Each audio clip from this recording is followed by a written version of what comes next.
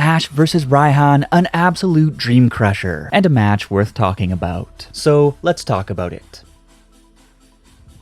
Hey everyone, it's Charles. How are you today? If it sounds like a plow is running in the background, that is because I am on a farm. Ash versus Raihan, goodness dearie me, how far have we come in the Pokemon Journeys adventure? From Ash watching Lance versus Leon in the finals of the preceding World Coronation series and dreaming of toppling Leon to become the new world monarch, to working his way up the ranks through the normal class, great class, and, well, here he is at the top of the hyper class, ranked number 9 in the entire world, and ready to take on Raihan in his final chance to break into the Masters 8. So today's plan is to 1. Break down the Ash vs Raihan battle, and 2. Rattle off the officially confirmed Masters 8 roster by rank in preparation for a bigger video on the topic just around the corner. And with that said, as always, it is going to be a dandy, so kindly super scoop that like button for the YouTube algorithm, subscribe to join the Brock Nation, and let's jump right in.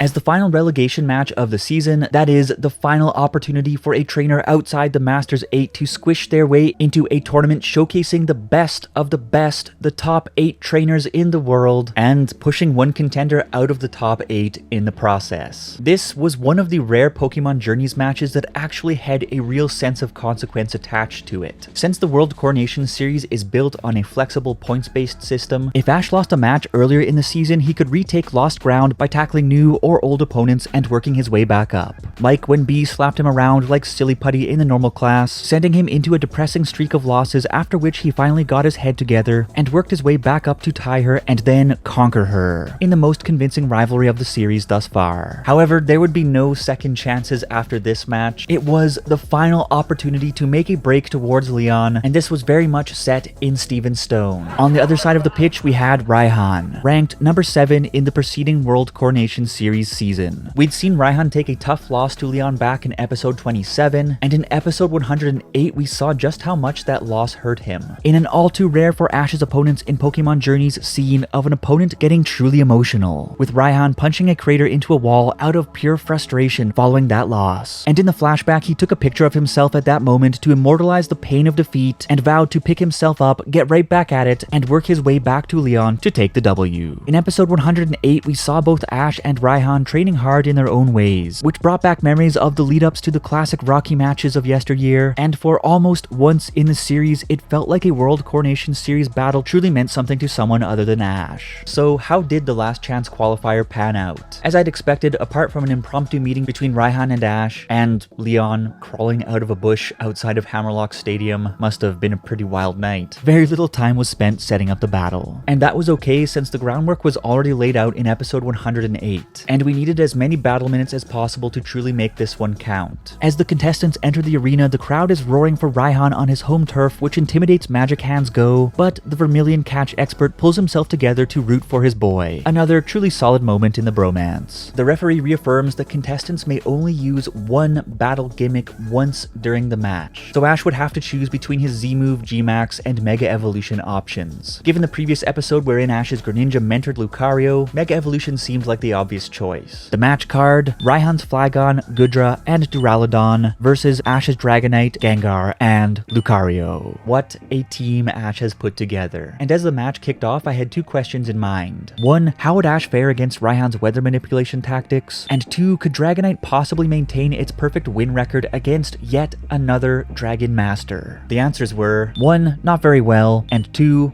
No. Flygon vs Dragonite was the opening bout. As expected, Raihan immediately bent the stadium conditions into his favor by having Flygon fire off Darude Sandstorm, and quickly started stacking up damage against Dragonite, putting it against the ropes. I thought Ash might pull Dragonite out to preserve it as a late game hitter, but he let the battle continue, and boy oh boy, perhaps that was not the best tactical decision, as it got absolutely sacked by Flygon. Raihan must be feeding his Flygon 12 free-range Togepi eggs a day, because that thing is simply built different, and it dropped Dragonite with somewhat awkward ease. Given Dragonite's resilience in the battle against Iris, Well, Raihan is ranked number 7 for a reason. And speaking realistically, we had to see Hugonite take an L sooner or later. As a side note, it was clever how Ash had Dragonite use Draco Meteor in combination with Hurricane to locate Flygon amidst the sandstorm. Too bad all it found was a face full of Spanx. Anyways, Gengar is next, and things are not looking much better, because Gengar immediately starts getting whipped around like hair in a Pantene commercial, and Raihan criticizes Ash for his soft play, stating that he would need to amount to more than this to have a shot at Leon. But all this does is fire Ash up, and it is here that he pulls out the surprise play of the match. He apologizes to Lucario, saying that it is not the right time to Mega Evolve, and pulls out his Dynamax band to Gigantamax Gengar. This went against expectations, and I loved it, especially considering that the initial play was to have Maxgar suck up the sandstorm to even the playing field before going on the offensive and dropping Flygon like a fly. Next up was Raihan's Goodra. Where is a broken B-Sharp when you need one? Goodra immediately restores the Weather Mayhem with Rainy Day to power up its electric and water type attacks, but long story short, Gengar holds its own and narrowly edges Goodra to a draw. Gengar was little more than a court clown in the first 2/3 of the series, getting dunked on left and right, but ever since the battle against Marnie, it has established itself as a viable player, and I have certainly been happy to see its progress. And at last, it comes down to Duraludon versus Lucario. Of course, Ash had already used up his one battle gimmick for the match, and Raihan wastes no time G-maxing his funny soap dispenser dragon. A very brief exchange occurs, and what happens next is poetic, janky, and satisfying all at the same time. Following up on the training with Greninja in the previous episode, Ash and Lucario transition into a perfect sync, from which Lucario begins to charge up a Spirit Bomb Aura Sphere, the same Spirit Bomb Aura Sphere that it used against Giant Rock's roots over in Kalos. Except that this time, it is even bigger.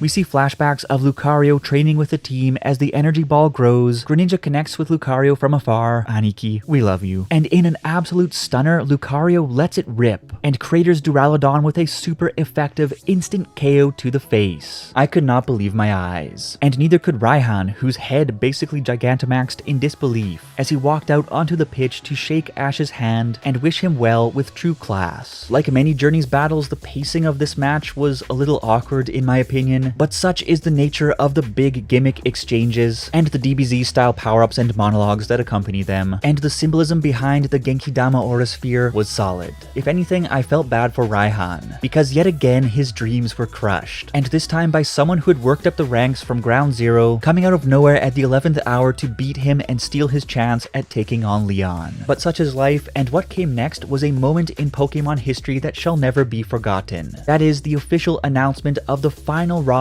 for the Masters 8 tournament. And the roster in ascending order of rank is as follows. Number 8, Ash. Number 7, Iris. Number 6, Alan. Number 5, Diantha. Number 4, Lance. Number 3, Steven Stone. Number 2, Cynthia. And of course, number 1, Leon. It's sugar and spice and everything nice, and I am very curious to hear your thoughts on this roster, because the greatest tournament the anime has ever seen is about to unfold. And we will be breaking down each trainer on the list and what to expect from them in the following video. But until then, get out there and enjoy the sunshine.